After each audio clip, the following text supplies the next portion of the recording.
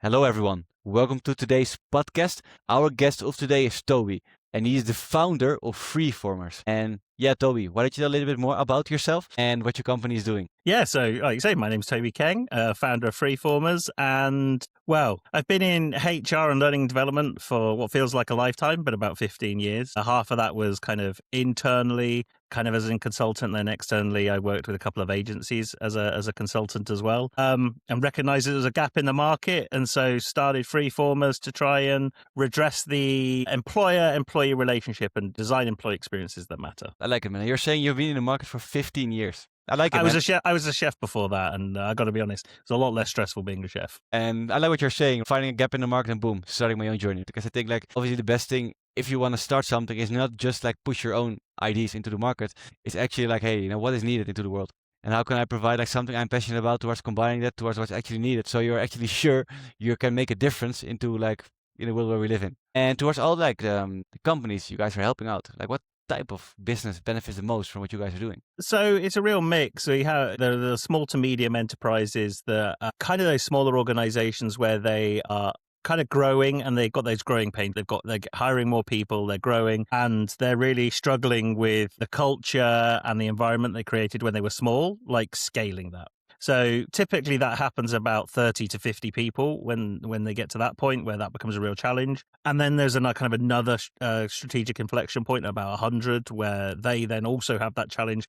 They maybe have one person in HR, one people looking after all the people. And, that is a strategic inflection point as well. And then when we look at larger enterprises, we tend to, rather than doing the consulting work, we support those HR and L&D teams to do things in a better way. Very nice. And what would you say, like for the companies you work with, what would you say those companies would say about you guys? What makes it unique to work with you guys? I would say we are forward thinking. We are probably one of the most forward thinking HR and L&D consultancies out there. We aren't primed to try and make money out of those kind of two industries and how they've typically gone about work. So if you go to any HR and L&D conference, you will see companies making money out of the status quo, which is fine. It's a capitalist society, do what you want. But we have seen that there is a better way of doing stuff, and we're kind of at that early adopter phase. So I think most of the clients, well, pretty much all the clients we work with recognize that fact.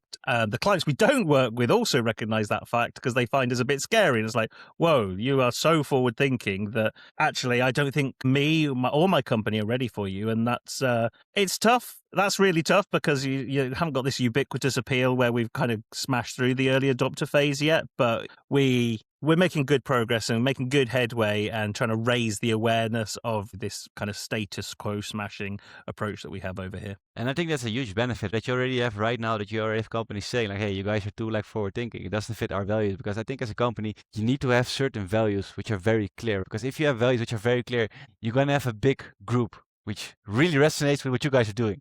And at the same time, you're going to have a big group who doesn't resonate. But that's amazing. Because like as a company, I think the biggest pain, maybe the biggest mistake, what you can do is try to work with everyone, try to please everyone. Yeah. And I think that's where I reflect on certainly the agencies I worked from when I came out of my corporate career were all kind of just trying to do what was expected. And even when quite naturally I challenged the status quo with the organizations I work in and then their clients, it was tricky. It was tricky to get off the ground because the owners or the managing directors, founders of those companies didn't want the status quo disrupting because it's like, well, we know how we make money and we want you to do that. I was like, well, it's not how I want to go about making change in the world. That's not how I want to go about making money in the world. So I either live by my values and go and do something I believe in, or I sit here and try and peddle these products and services that you have that I don't think add any value in the end. Yeah, amazing. And what are some of the ways, like how you guys are acquiring those new customers at the moment? So a couple of different ways. Referrals is a huge kind of network effect for us at the moment. Building the social proof. So I think we've been going for about 2.5 years now. And in that first year, we were doing a lot of work pro bono. We were doing a lot of work to test the concepts. Yeah. That we were developing. And so we had, at that point, we're so groundbreaking and new that no one had done what we'd done before. And so we had to prove that you could do it.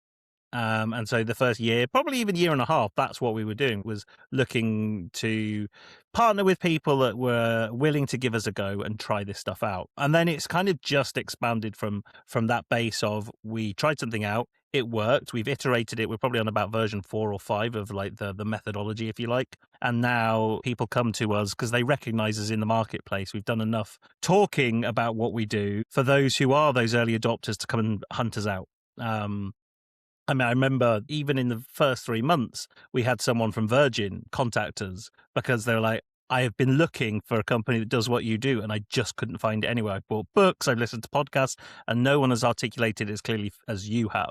And that was in the first 3 months. Now, since then, we've developed it, beyond all recognition. But I think it shows that, talking about the right stuff in the right way, those people will find you. There's not as much of them as if I was going to just go be a HR consultant or an L&D consultant or something like that. It's a much smaller market, but they're a lot hungrier to work with you as a result. Yeah, very nice. And were you like a fan of Lord of the Rings? So my wife adores Lord of the Rings. I absolutely hate it. So maybe I'm not going to use that as an example. The book's fine. It was the films that really put me off because the third Okay. film finishes about 20 different times. Okay, Like it has 20 different. so you read the books though. I've read the books, and I get it. I'm not going to go back and read them again. I know of Lord of the Rings and the story for sure. Okay, so let's say from Lord of the Rings, you can be like Gandalf for one day, the magic guy with the big great beard. Yeah. You're gonna age like in one day. You're gonna age like 40 years. And let's say with Gandalf, you can hold his magic staff, and with his magic staff, you could solve any possible problem you might be having in your business. What kind of problem would you choose if you could hold this magic staff of Gandalf for just one day? I would think it would be for most of the organizations I work with, or the most HR and L&D people, to grow a stronger level of self-awareness of where they sit within the business. So I think when I look at the early adopters that we work with, they have already gone through those pain and frustrations of how we do the stuff currently doesn't work. But there are a lot of people who are kind of just sat there doing the run-of-the-mill stuff, and I see it's like a waterfall. They are just gently kind of floating towards the edge of this waterfall without really seeing or hearing it until it's going to be too late. Yeah. And so my wish would be that all of a sudden I could just, stamp that magic staff in the ground, and all of a sudden people go, oh, if I don't change now, that's what's going to happen. I need to do something. Yeah, I love that. And what we're seeing in the market, and I think it's a pretty global issue. There's like 3% of people, like they know they have an issue. Like once you talk to them, boom, it's pretty easy to actually convert them. But then there's the biggest part who might not even know they have an issue. But then if you get in touch with those people and you ask them the right questions at the right moment, they start to realize like, hey, shit, what you guys are doing is pretty relevant right now. It's that right moment. It's always that timing, right? Yeah.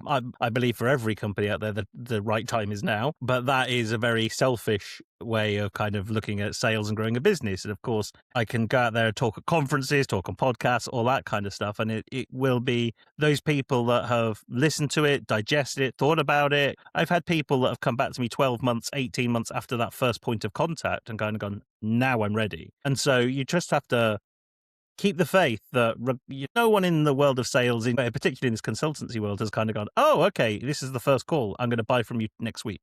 Now they might turn around in a month if you're lucky, but it's a 12 to 18 month sales cycle for them to recognize what you do and the value it can add, and then for the opportunity to arise within their organization for them to use it. So I'm comfortable having lots of conversations knowing that they might not turn into something straight away. That's fine. But I know what we do is so unique that there'll be no one else that they'll have not had a similar conversation with anybody else. And so that when they have got the right thing for us, they will come back. I like what you're saying, because like there's not really because you guys are so unique, there's no real competition, so you don't even have to be afraid that they're gonna turn on to someone else, right? Yeah, well, you can go to the competition if you like, but they're not going to do it. They're not going to do it half as good. So I'm pretty sure of that. And then talking about some of the goals. What are some of the goals you guys are having with Freeformers, let's say, for the next 6 to 12 months from now? So our mission, and this has been the same from day one, is to create a better world of work for everyone. That's both employees and employers. And so we have this approach. We've used it we are 20, 25 clients. And I think what we've got to now is a tried and tested model. What I want to do over the next 12 to 18 months is scale that. So to achieve our mission, growing a big consultancy or even a small consultancy isn't going to create a better world of work for everyone. It'll create a better world of work for some employees and employers, but it won't be ubiquitous. So it's to try and figure out how we can support people who do work like us, use our methodology for their own work as well. So I think scaling through others is going to be a really important part of what we do, because we won't be able to tackle it just by ourselves. Very nice. And then to finish it off, right? The most interesting question of today's podcast. If you could give one piece of advice towards the founders who are listening to these podcasts right now, they're trying to grow the business, they're facing the daily challenges. From all the knowledge you've gained, like among your career, like 15 years of experience, like you growing Freeformers, what's one piece of advice you would give to these founders? And with this one piece of advice, they can start implementing it straight away after watching the podcast. Only do the stuff that matters. I can't tell you the amount of time I wasted at the beginning getting a logo, getting a brand, getting a website, getting what I thought was the product or service we're going to go to market with, and trying to perfect the funnel. Essentially, in my career, I've been lucky enough to hold a kind of a commercial director role in a couple of organizations.